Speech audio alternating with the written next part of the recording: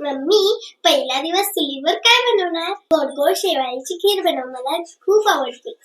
चला, शेवयाची खीर बनवण्यासाठी साहित्य काय लागणार आहे ते पाहूया. तर इथे वर्षभरासाठी आम्ही ह्या एकदम शेवया करून ठेवतो. ह्या अजिबात भाजलेल्या नसतात. तर इथे मी 2 ते 3 प्लेट शेवया घेतलेल्या आहेत. त्यानंतर इथे ड्रायफ्रुट्स घेतलेले आहेत. त्यामध्ये काजू, बदाम, चारोळ्या, पिस्ता आणि मनुके घेतलेले आहेत. त्यानंतर अर्धा चमचा इथे मी वेलची पावडर घेतलेली आहे. साखर घेतलेली आहे. दूध घेतलेलं आहे. तूप आहे इथं. हे घरच्याच म्हशीच्या दुधाचं तूप इथे मी तयार केलेलं आहे. तर आपल्याला लागेल इतकं आपण तूप वापरणार आहोत. त्यानंतर पाणी सुद्धा आपल्याला थोडंफार लागणार आहे. तर हे झालं साहित्य. खीर बनवायला सुरुवात करूया. नवीन सुरुवात करतोय तर म्हटलं गोडाच्या पदार्थापासून सुरुवात करूया. सुरुवातीला भांड्यामध्ये साधारण 1 चमचा तूप घालून घेतलं आणि आता ह्या तुपामध्ये आपण हलके असे हे सगळे ड्रायफ्रुट्स आहेत ना, हे असे परतून घेणार आहोत. ह्यामध्ये फक्त मी चारोळ्या परतलेल्या नाहीत. काजू, बदाम, पिस्ता आणि मनुके घालून घेतले. थोडेसे नंतर गार्निशिंगसाठी मी ठेवलेले आहेत. आणि आता हे छान असे ह्या तुपामध्ये परतून घ्यायचे.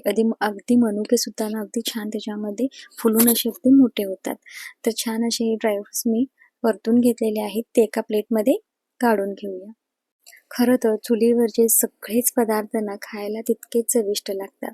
आता त्याच भांड्यामध्ये मी अजून 1 चमचा होईल इतकं तूप घालून घेतलं. ह्या सगळ्या शेवया होत्या, ह्या अशा हातानेच कुस्करून घेतलेल्या आहेत आणि ह्या सगळ्या आता ह्या तुपामध्ये छान अशा सोनेरी रंग येईपर्यंत छान भाजून घ्यायच्या आहेत. आपण खिरीसाठी ज्या बारीक शेवया वापरतो ना, त्या ऑलरेडी भाजलेल्या असतात. पण ह्या मी अगदी वर्षभरासाठी करून ठेवलेल्या असतात. ह्या भाजलेल्या नसतात. त्यामुळे ह्या छान अशा सोनेरी रंगावरती आपण भाजून घेणार आहोत. खरं तर मी गोडाचा शिराच करणार होते, पण मुलगीला शेवयाची खीर खूप जास्त आवडते. म्हटलं शेवयाची खीरच बनवूया. तर इथे आपल्या ह्या सगळ्या शेवया छान अशा सोनेरी रंगावरती बघा एकसारख्या भाजल्या गेलेल्या आहेत.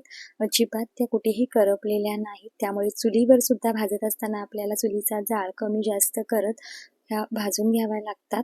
शेवया एका प्लेटमध्ये काढून घेतल्या आणि आता त्याच भांड्यामध्ये आपण हे दूध घेणार आहोत. तर साधारण अर्धा लिटर होईल इतकं हे मी म्हशीचं दूध वापरलेलं आहे आणि आपण थोडंसं यामध्ये पाणी सुद्धा वापरणार आहोत. तुम्हाला संपूर्ण दुधामध्ये खीर बनवायची असेल तर तुम्ही संपूर्ण इथे दुधाचा वापर करू शकता.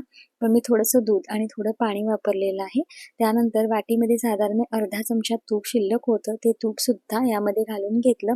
आणि आता महत्त्वाचा पदार्थ म्हणजे खरं तर मी प्रत्येक खिरीमध्ये छान अशी ही पार्लेची बिस्किटे घालते. आणि काय होतं, खिरीची चव आहे ना दुपटीने वाढते. घालत नसाल तर नक्की यावेळेला खिरीमध्ये बिस्किट घालून बघा, खूप छान चव येते. जर बिस्किट नसेल तर आपले पेढे असतात ना, ते सुद्धा कुस्करून खिरीमध्ये घातलात ना तरीही खीरची चव आहे ती छान होते. पण मी तर पार्लेची बिस्किट नक्की आवर्जून वापरते, ज्यामुळे खिरीला खूप छान चव येते. साधारण 3 ते 4 बिस्किटं मोडून वाटीमध्ये घेतली. त्यामध्ये थोडंसं पाणी घालून अगदी ही बिस्किटं व्यवस्थित अशी यामध्ये विरघळून ह्याची पेस्ट करून घेतली आणि थोड्या वेळासाठी आपण ही अशीच बाजूला ठेवली. आता ह्या दुधामध्ये आपण साखर वापरणार आहोत. तर तुम्हाला कितपत गोड खीर हवी आहे त्या अंदाजाने तुम्ही साखर वापरू शकता. तर इथे ही वाटी भरून मी इथं साखर वापरलेली आहे. सगळी साखर आता ह्या दुधामध्ये घालून घेतली, म्हणजे दूध उकळेल तसे ही साखर सुद्धा छान ह्यामध्ये विरघळली जाते. तर बघा पूर्णपणे ही साखर आहे ही व्यवस्थित अशी आपण ह्याच्यामध्ये विरघळून घेणार आहोत. दुधाला उकळी काढणार आहोत. तुम्हाला खरं सांगते, चुलीवर कोणताही पदार्थ आपण केला ना तर त्याची चव अजून छान लागते. गोड पदार्थ असू दे किंवा तिखट पदार्थ असू दे, तो पदार्थ छानच लागतो.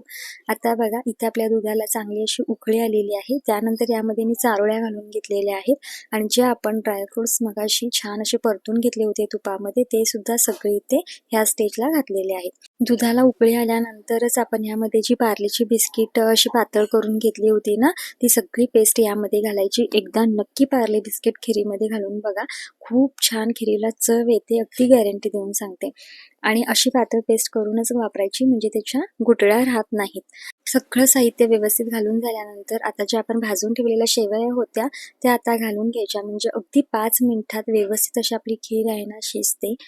शेवया घातल्यानंतर बघा आता तुम्हाला ही जी खीर आहे ती अगदी पातळ वाटत असेल, पण जशा शेवया छान शिजल्या जातील तसतसं या खिरीला दाटसरपणा यायला सुरुवात होते. आपण यामध्ये पार्ले बिस्किट सुद्धा वापरलेलं आहे, त्यामुळे खीर आहे ना छान दाटसर आणि एकसंध अशी होते.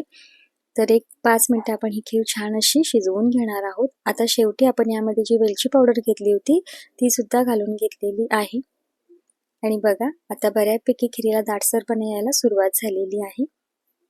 तुम्ही ना अशा पद्धतीनं खीर नक्की करून बघा, खूप छान होईल याची मला खात्री आहे. तर आज आपण पहिल्यांदा चुलीवरती गोड पदार्थ ही शेवयाची खीर बनवलेली आहे. तुम्हाला आजची माझी ही खीरची रेसिपी आणि बनवण्याची जर पद्धत आवडली असेल तर नक्की कमेंटमध्ये सांगा. तर इथं बघा आपली ही खीर छान दाटसर झालेली आहे, एकसंध झालेली आहे आणि खीर इथं आपली बनून तयार झालेली आहे. लगेचच सर्व करूया. अगदी गरमागरम खीर सुद्धा छान लागते किंवा अगदी गार झाल्यानंतर सुद्धा ही खीर तितकीच छान लागते. तर इथं आपली खीर बनून तयार झालेली आहे. तुम्हाला आजची रेसिपी आवडली असेल तर व्हिडिओला लाईक करा आणि व्हिडिओ जास्तीत जास्त तुमच्या मित्रपरिवारामध्ये, नातेवाईकांमध्ये शेअर करा. आणि हो, चॅनलला नक्की सबस्क्राईब करा. आता ही खीर मी माझ्या मुलीला देते, बघूया काय सांगते.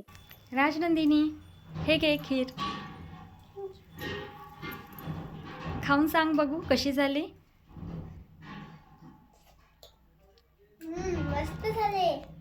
पुन्हा भेटू अशा छानशा एका रेसिपी सोबत. तोपर्यंत धन्यवाद.